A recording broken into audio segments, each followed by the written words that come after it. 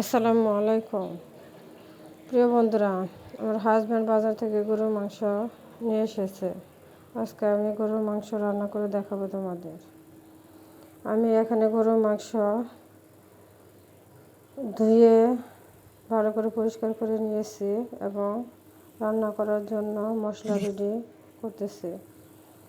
আমার মশলাটা কষানো হয়ে গেছে। এখানে আমি গরুর মাংস দিয়ে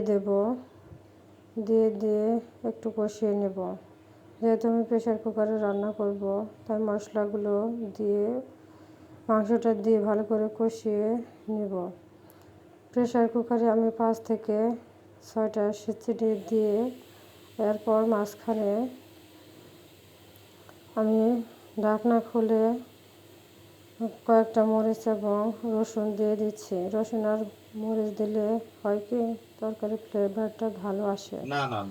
দেখুন বন্ধুরা, আমার রান্নাটা হয়ে গেছে। কালারটা কি সুন্দর আসছে। ধন্যবাদ সবাইকে। ভিডিওটি ভালো লাগলে প্লিজ সবাই শেয়ার করে দিবেন।